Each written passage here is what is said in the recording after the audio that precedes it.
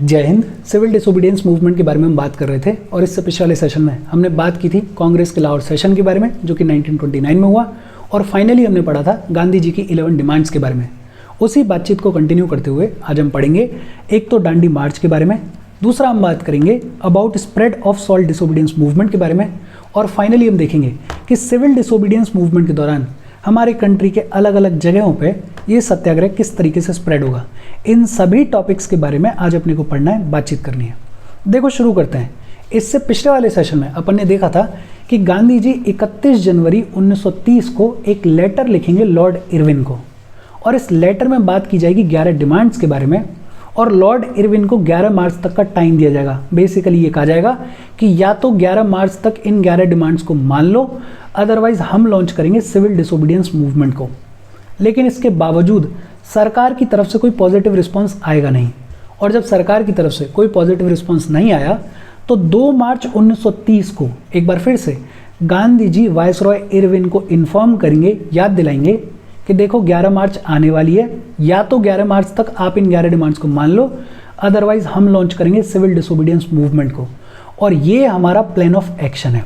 और plan of action क्या था? गांधी जी ने कहा कि मैं साबरमती आश्रम से, साबरमती आश्रम जो कि अहमदाबाद में है, साबरमती आश्रम से अपने 78 मेंबर्स के साथ में इस यात्रा को लॉन्च करूंगा, इस मार्च को लॉन्च करूंगा और गुजरात के अलग अलग गांवों से होते हुए लगभग 240 माइल्स का डिस्टेंस ट्रेवल करने के बाद दांडी पहुंचकर, दांडी जो कि एक कोस्टल टाउन था, दांडी पहुंचकर नमक कानून को तोड़ा जाएगा, सॉल्ट लॉ को वायलेट किया जाएगा। बेसिकली गांधी जी ने बड़े प्यार से वायसरॉय साहब को धमकी दी, इरविन साहब को याद दिलाया कि देखो 11 मार्च तक का टाइम है आपके पास में, या तो 11 मार्च तक इन 11 डिमांड्स को मान लो, अदरवाइज हमारा सीडीएम तैयार है और ये हमारा प्लान ऑफ एक्शन है। इसी के साथ गांधी जी इंडियंस के लिए भी कुछ डायरेक्शंस को इश्यू करेंगे। बेसिकली बताएंगे कि सीडीएम के दौरान इंडियंस को क्या करना है और क्या गाइडलाइंस थी। गांधी जी ने बोला कि जब नमक कानून को तोड़ दिया जाएगा तो पूरे देश भर में जहां भी पॉसिबल हो वहां पे नमक कानून को तोड़ा जाए, civil disobedience of salt law be started. दूसरा, फॉरेन लिकर की शॉप्स और फॉरेन क्लोथ की शॉप्स को पिकेट किया जाए। तीसरा, अगर आप में स्ट्रेंथ है, अगर आपके लिए पॉसिबल है तो आप टैक्सेस को पे करने से भी मना कर सकते हो, रिफ्यूज कर सकते हो।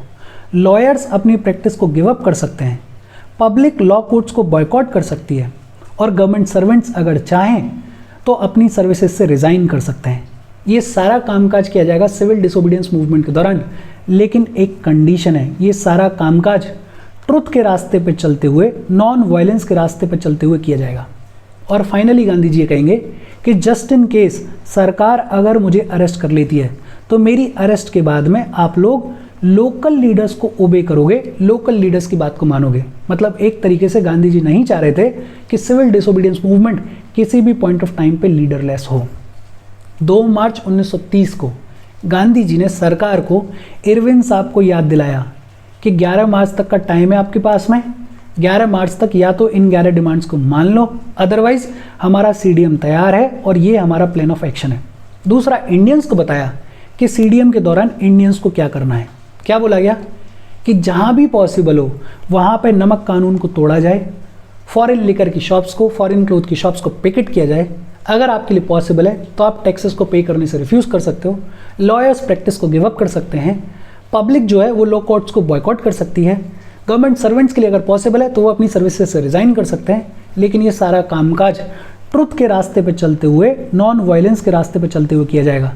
और फाइनली गांधी जी ने बोला कि जस्ट इन केस अगर सरकार मुझे अरेस्ट कर लेती है तो उसके बाद आप लोकल लीडर्स को ओबे करोगे, उनकी बात को मानोगे। एक चीज़ और है, हमने इससे पहले बात की थी नॉन कोऑपरेशन मूवमेंट के बारे में और आज हम पढ़ रहे हैं सिविल डिसोबीडियंस मूवमेंट के बारे में। इन दोनों के बीच में बेसिक डिफरेंस क्या है? बड़ी सिंपल लैंग्वेज में अगर बोलें तो एनसीएम के दौरान हम कह रहे थे कि हम ब्रिटिश गवर्नमेंट के साथ में कोऑपरेट नहीं करेंगे, सरकार के साथ में कोऑपरेट नहीं करेंगे, लेकिन किसी भी कानून को नहीं तोड़ा जा रहा था। बट सीडीएम में हम कह रहे हैं कि हम सरकार के साथ में कोऑपरेट भी नहीं करेंगे और सिविल लॉज को भी तोड़ा जाएगा। एनसीएम के दौरान किसी भी कानून को नहीं तोड़ा गया था, लेकिन सीडीएम की शुरुआत ही सॉल्ट लॉ के वायलेशन के साथ में होगी, सिविल लॉज को तोड़ा जाएगा। ये बेसिक डिफरेंस है। गांधी जी ने एक अल्टीमेटम दे दिया कि 11 मार्च तक हमारी डिमांड्स को मानो, गांधी जी ने सरकार को रिमाइंड भी करवा दिया 2 मार्च को कि 11 मार्च आने वाली है, या तो डिमांड्स को मान लो, अदरवाइज हम लॉन्च करेंगे सीडीएम को। लेकिन इसके बावजूद सरकार की तरफ से कोई पॉजिटिव रिस्पॉन्स आया नहीं। और जब सरकार की तरफ से कोई पॉजिटिव रिस्पॉन्स नहीं आया तो फाइनली 12 मार्च को शुरू होगी हमारी दांडी मार्च। 12 मार्च को लॉन्च किया जाएगा सिविल डिसोबीडियंस मूवमेंट को। 12 मार्च को दांडी मार्च की शुरुआत हुई साबरमती आश्रम से। गांधी जी ने अपने 78 मेंबर्स के साथ में यात्रा की शुरुआत करी। अच्छा, ये जो 78 मेंबर्स हैं ये प्लान ऑफ एक्शन का हिस्सा हैं। इसके अलावा हज़ारों लोग आएंगे जो कि गांधी जी को अकम्पनी करेंगे इस दांडी मार्च में। दांडी मार्च की शुरुआत कब से हुई? 12 मार्च से शुरुआत हुई। और कहाँ से? साबरमती आश्रम से। लगभग 240 माइल्स ट्रेवल करने के बाद अप्रैल 6 को गांधी जी पहुंचेंगे दांडी, और दांडी पहुंचने के बाद गांधी जी नमक कानून को तोड़ देंगे। बहुत सिंपल। 12 मार्च को लॉन्च हुआ हमारा सीडीएम, 12 मार्च को शुरू हुई दांडी मार्च। कहाँ से? साबरमती आश्रम से। और अप्रैल 6 को गांधी जी पहुंच जाएंगे दांडी, और दांडी पहुंच के गांधी जी नमक कानून को तोड़ देंगे। ये जो नमक कानून तोड़ा गया, ये जो वायलेशन ऑफ लॉ किया गया, ये सिंबॉलिक था। ये मैसेज देने की कोशिश की गई कि अब इंडियंस ब्रिटिश रूल के अंडर नहीं रहेंगे, अब इंडियंस ब्रिटिशर्स के बनाए हुए लॉस को फॉलो नहीं करेंगे, ओबे नहीं करेंगे। Indian people resolve not to live under British made laws and under British rule. और गांधी जी ने ओपनली इंडियंस को कहा कि जब भी जहाँ भी आपको मौका मिले वहाँ पे नमक कानून को तोड़ा जाए। इस पूरे फेज के दौरान कांग्रेस जो है वो ग्रास रूट लेवल पे जाके, विलेज के लेवल पे जाके लोगों को ऑर्गेनाइज करेगी, लोगों को मोबिलाइज करेगी और लोगों को मोटिवेट करेगी इस सीडीएम में पार्टिसिपेट करने के लिए। बहुत बेसिक सिंपल सी बातचीत। आगे बढ़ने से पहले वीडियो पे लाइक के बटन को दबा दो। लाइक दबाने में आपका कुछ जाएगा नहीं और यूट्यूब वीडियो को कंसिडर करेगा, थोड़ा सा पुश कर देगा, तो लाइक का बटन दबा दो। शेयर कर दो अपने सोशल मीडिया हैंडल्स पे, व्हाट्सएप वगैरह पे अपने फ्रेंड्स को, या जो भी लोग इसमें इंटरेस्टेड है उनको शेयर कर दो, और चैनल को सब्सक्राइब कर लो। अच्छा, बाहर थोड़ी बहुत बारिश भी हो रही है तो हो सकता है थोड़ी बहुत आवाज़ आ रही हो, बट मैनेजेबल है, अपन ख़त्म कर लेते हैं इसको। गांधी जी ने अप्रैल 6 को नमक कानून को तोड़ दिया। और जब गांधी जी ने नमक कानून को तोड़ा तो पूरे देश भर में अलग अलग जगह पे लोगों ने नमक कानून को तोड़ने की शुरुआत करी। नेहरू जी भी सॉल्ट लॉ को डिफाई करेंगे, बट नेहरू साहब को अरेस्ट कर लिया जाएगा अप्रैल 1930 में। और जब नेहरू जी को अरेस्ट कर लिया जाएगा तो इसके अगेंस्ट में लंबे चौड़े प्रोटेस्ट होंगे। कहाँ पे? मद्रास में, कैलकाटा में, कराची में। गांधी जी अनाउंस करेंगे कि गुजरात के वेस्ट कोस्ट पे जो दर्शन सॉल्ट वर्क्स हैं, नमक की फैक्ट्री हुआ करती थी दर्शन सॉल्ट वर्क्स, उन पे गांधी जी रेड करेंगे और एक बार फिर से नमक कानून को तोड़ेंगे। गांधी जी जैसे ही अनाउंसमेंट करेंगे, गांधी जी को सरकार अरेस्ट कर लेगी 4 मई 1930 को। 4 मई 1930 को गांधी जी को अरेस्ट कर लिया जाएगा। बट ये जो रेड है ये एज पर शेड्यूल ऑर्गेनाइज की जाएगी, और इस रेड को लीड करेंगे अब्बास तैयब जी और कस्तूरबा बाई। अब्बास तैयब जी जो कि लगभग 70-75 साल के इंसान थे, रिटायर्ड जज थे वो, और गांधी जी की वाइफ कस्तूरबा बाई इस रेड को लीड करेंगे। बट हाँ, गांधी जी को अरेस्ट कर लिया गया 4 मई 1930 को। जब गांधी जी को अरेस्ट कर लिया जाएगा तो कांग्रेस की वर्किंग कमेटी और बहुत सारी चीज़ों को सैंक्शन कर देगी और बोल देगी कि अब टाइम आ गया है कि इन चीज़ों को भी इम्प्लीमेंट किया जाए। क्या सैंक्शन किया सीडब्ल्यूसी ने? एक तो सीडब्ल्यूसी ने बोला कि रैयतवारी एरियाज़ में रेवेन्यू का पेमेंट नहीं किया जाएगा, non payment of revenue in ryotwari areas. अच्छा, ये रैयतवारी एरियाज़ क्या होता है? ब्रिटिशर्स की लैंड रेवेन्यू पॉलिसी थी। आपने सुना होगा परमानेंट सेटलमेंट के बारे में। ऐसे ही एक रैयतवारी सेटलमेंट था, ऐसे ही एक महलवारी सेटलमेंट था। इसके बारे में अगर आपने सुना है तो अच्छी बात है, अदरवाइज अपन आगे चलते हुए इन सब के बारे में बात करेंगे। या फिर आप एक काम कर सकते हो, अपन ने मॉडर्न हिस्ट्री का रिवीजन किया था कुछ 3-4 लेक्चर्स में, वहाँ पे इस पूरे सेटलमेंट के बारे में बातचीत की गई है, वहाँ जाके देख सकते हो, या थोड़ा वेट कर लो। बट हाँ, क्या कहा सीडब्ल्यूसी ने कि रैयतवारी एरियाज़ में रेवेन्यू का पेमेंट नहीं किया जाएगा, जमींदारी एरियाज़ में चौकीदारी टैक्स नहीं दिया जाएगा। अंग्रेज सरकार चौकीदारी टैक्स लगाया करती थी, सीडब्ल्यूसी ने बोला कि अब जमींदारी एरियाज़ में चौकीदारी टैक्स भी नहीं दिया जाएगा। और फाइनली सेंट्रल प्रोविंसेस में फॉरेस्ट लॉज का वायलेशन किया जाएगा, फॉरेस्ट लॉज को तोड़ा जाएगा। एक तरफ सॉल्ट लॉ को तोड़ा जा रहा है और दूसरी तरफ पूरे देश भर में अलग अलग सिविल लॉज को डिसओबे किया जा रहा है। देखो, बहुत सिंपल सी बातचीत है। एक बार फिर से अगर देखें तो हमने बात कहाँ से शुरू करी? 31 जनवरी 1930 को गांधी जी ने एक लेटर लिखा लॉर्ड इरविन को, उसमें 11 डिमांड्स की बात की गई और लॉर्ड इरविन को 11 मार्च तक का टाइम दिया गया और कहा गया कि 11 मार्च तक या तो हमारी इन 11 डिमांड्स को मान लो, अदरवाइज हम लॉन्च करेंगे सीडीएम को। 2 मार्च को एक बार याद भी दिलाया गया सरकार को, गांधी जी ने याद दिलाया कि देखो 11 मार्च आने वाली है, या तो डिमांड्स को मान लो, अदरवाइज हमारा CDM तैयार है और हमारा प्लान ऑफ एक्शन ये है। गांधी जी ने इंडियंस के लिए भी कुछ डायरेक्शंस इशू करी जो कि अपन ने देख ली। जब सरकार की तरफ से कोई भी पॉजिटिव रिस्पांस नहीं आएगा तो 12 मार्च को लॉन्च किया जाएगा CDM को, 12 मार्च को शुरू किया जाएगा इस दांडी मार्च को। कहाँ से? साबरमती आश्रम से।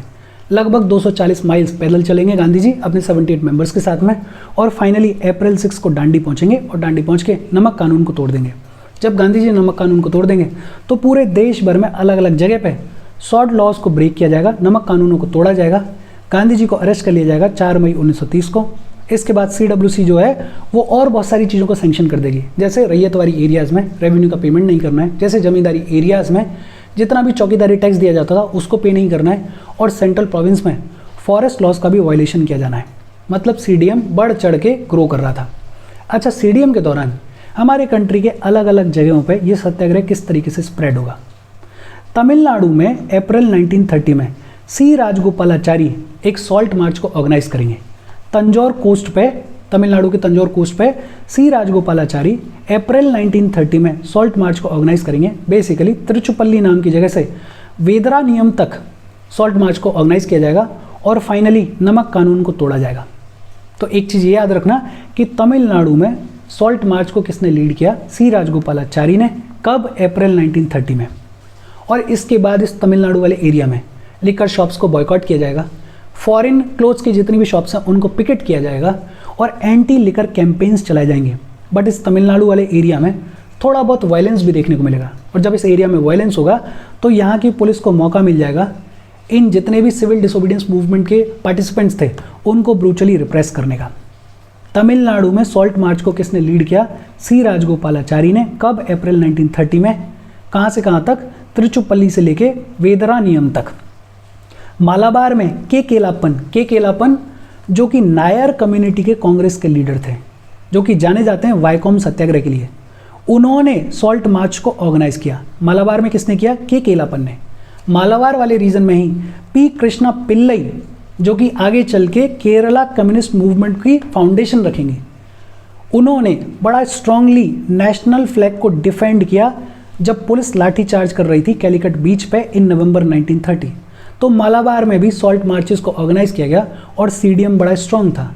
आंध्रा वाले रीजन में अलग अलग डिस्ट्रिक्ट्स में सॉल्ट मार्चेस को ऑर्गेनाइज किया गया, जैसे ईस्ट और वेस्ट गोदावरी में ऑर्गेनाइज किया गया, कृष्णा में ऑर्गेनाइज किया गया, गुंटूर डिस्ट्रिक्ट में सॉल्ट मार्चेस को ऑर्गेनाइज किया गया। इनफैक्ट यहाँ पे एक मिलिट्री स्टाइल के कैंप्स लगाए गए जिनको लोकली बुलाया जाता था सिवी राम्स, जो कि मिलिट्री स्टाइल के कैंप्स थे जो कि सॉल्ट सत्याग्रह के हेडक्वार्टर्स की तरह पे काम कर रहे थे।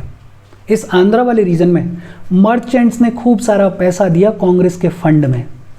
जो आंध्रा वाले रीजन में डोमिनेंट कास्ट थी, जैसे कामा, जैसे राजू कल्टीवेटर्स, ये बहुत ब्रूचली सरकार को डिफाई करेंगे, उसके कानून को डिफाई करेंगे। बट इस आंध्रा वाले रीजन में NCM के टाइम पे जिस तरीके का मास सपोर्ट होता था, वो मास सपोर्ट CDM के टाइम पे मिसिंग था, लेकिन इसके बावजूद खूब बढ़ चढ़ के लोगों ने पार्टिसिपेट किया। उड़ीसा वाले रीजन में गोपाल बंधु चौधरी, जो कि एक गांधीयन लीडर थे, वो सॉल्ट मार्च को ऑर्गेनाइज करेंगे, वो सॉल्ट सत्याग्रह को ऑर्गेनाइज करेंगे उड़ीसा के कोस्टल एरियाज़ में, जैसे बालासोर में, जैसे कटक में, जैसे पुरी में। इसके अलावा और भी एरियाज़ में बहुत सारी एक्टिविटीज़ होंगी इस CDM के दौरान, जिनके बारे में अपन पढ़ेंगे, आगे चलते हुए बात करेंगे। आज की बात अपन यहीं खत्म कर रहे हैं, एक बार इसको दोबारा से देख लेते हैं। तमिलनाडु में सॉल्ट सत्याग्रह को किसने लीड किया? C राजगोपालाचारी ने। कब? अप्रैल 1930 में इन्होंने सॉल्ट मार्च ऑर्गेनाइज करी। कहाँ से कहाँ तक? तिरुचुपल्ली से लेके वेदरानियम तक। मालाबार में सॉल्ट मार्च को किसने लीड किया? के केलापन ने। इसके अलावा एक प्रोमिनेंट लीडर और हुए जिनका नाम था प्री कृष्ण पिल्लई, और प्री कृष्ण पिल्लई ने मालाबार वाले रीजन में जब पुलिस लाठीचार्ज कर रही थी नवंबर 1930 में, तो उन्होंने बड़ा स्ट्रांगली हमारे नेशनल फ्लैग को डिफेंड किया। आंध्र प्रदेश वाले रीजन में, आंध्रा रीजन में भी खूब सारे सॉल्ट मार्चेस को ऑर्गेनाइज किया गया और यहाँ पे मिलिट्री स्टाइल के कैंप्स लगाए गए जिनको बुलाया जाता है सिवी राम्स। उड़ीसा में जो भी सॉल्ट मार्च हुई उनको किसने लीड किया? गोपाल बंधु चौधरी ने। इनको लिख लो एक छोटे से पन्ने में कि उड़ीसा में गोपाल बंधु चौधरी हैं, तमिलनाडु में C राजगोपालाचारी हैं, मालाबार वाली रीजन में के केलापन है। इनको लिख लो, 2-4 बार रिवाइज करो, बाइंड अप करो। आगे की बातचीत अपन आगे करेंगे। यहाँ तक कोई डाउट हो तो कमेंट करके पूछ लेना। Thank you very much.